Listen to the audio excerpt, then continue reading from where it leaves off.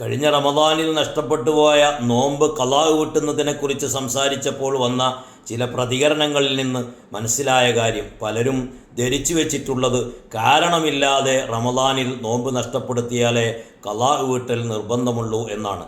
എന്നാൽ അത് ശരിയല്ല. കാരണമില്ലാതെ നോമ്പ് നഷ്ടപ്പെടുത്തിയാലും ശറഅ് അനുവദിച്ച നീങ്ങിപ്പോകാൻ സാധ്യതയുള്ള കാരണങ്ങൾ കൊണ്ട് നോമ്പ് നഷ്ടപ്പെടുത്തിയാലും ഖളാ വീട്ടൽ നിർബന്ധമാണ്. പക്ഷേ രണ്ടും തമ്മിൽ വ്യത്യാസമുണ്ട്.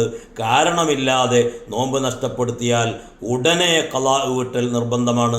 ഖളാ വീട്ടാതെ ഓരോ ദിവസവും കഴിഞ്ഞു പോകുന്നതിനനുസരിച്ച് അവൻ കൂടെ കുറ്റക്കാരനായി കൊണ്ടിരിക്കുകയാണ്. അതേസമയം കാരണത്തോടുകൂടെയാണ് നോമ്പ് ഖളാ ആക്കിയതെങ്കിൽ അടുത്ത റമദാൻ വരുന്നതിന് മുമ്പായി ഖളാ വീട്ടലേ നിർബന്ധമുള്ളൂ. അടുത്ത റമദാൻ എത്തുന്നതുവരെ ഖളാ വീട്ടിയില്ലെങ്കിൽ അവൻ വീണ്ടും കുറ്റക്കാരനാവുകയും പരിഹാരം ചെയ്യൽ നിർബന്ധമുള്ളവനാവുകയും ചെയ്യും.